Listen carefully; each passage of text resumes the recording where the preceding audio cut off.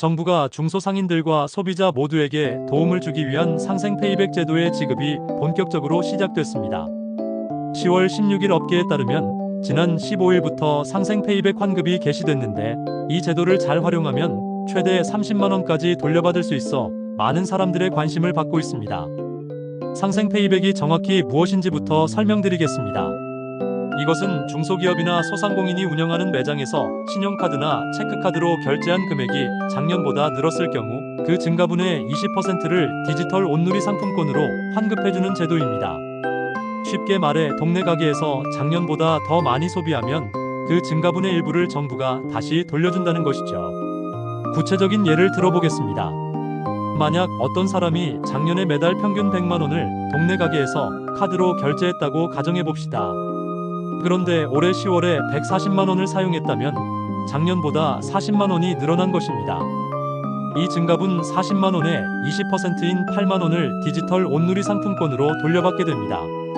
참고로 개인별로 한 달에 최대 10만 원까지 그리고 3개월 동안 최대 30만 원까지 환급받을 수 있습니다. 이렇게 받은 디지털 온누리 상품권은 어디서 사용할 수 있을까요? 전국의 전통시장과 상점가 등 약 13만 개의 가맹점에서 사용할 수 있습니다. 그것도 무려 5년 동안이나 사용 기한이 있어서 급하게 쓸 필요가 없습니다. 어떤 가게에서 사용할 수 있는지는 디지털 온누리 앱을 설치하면 확인할 수 있습니다. 실제로 상품권을 받으려면 이 앱을 반드시 설치해야 합니다. 지급 일정을 살펴보면 9월에 사용한 금액에 대한 페이백은 10월 15일부터 순차적으로 지급되기 시작했습니다. 10월에 사용한 금액은 11월 15일에, 11월에 사용한 금액은 12월 15일에 각각 지급될 예정입니다.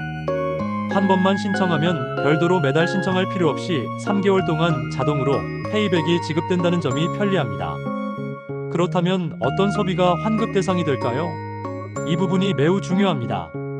환급 실적으로 인정받으려면 중소상인들이 운영하는 매장에서 카드 단말기를 이용해 결제한 금액이어야 합니다.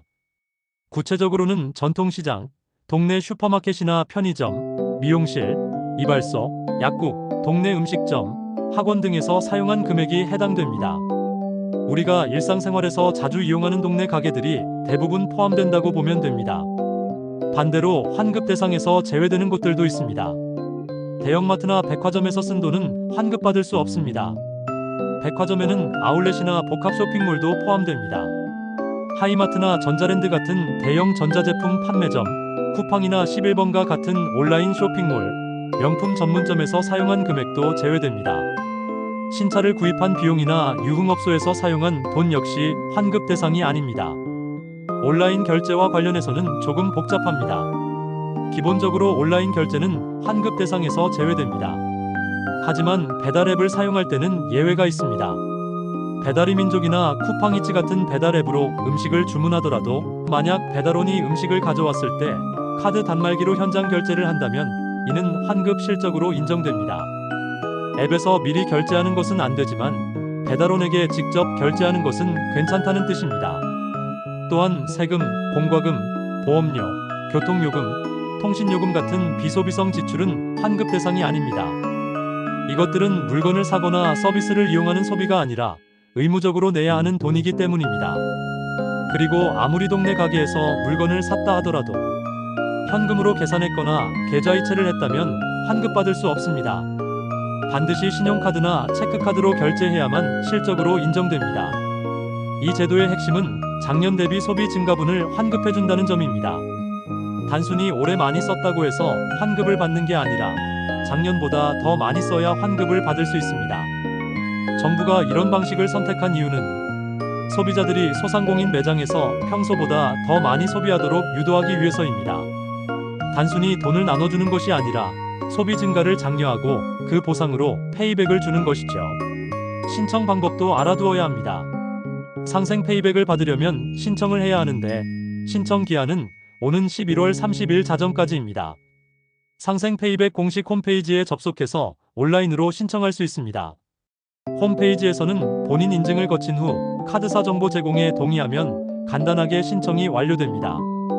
만약 인터넷 사용이 어렵거나 온라인 신청이 익숙하지 않은 분들은 어떻게 해야 할까요?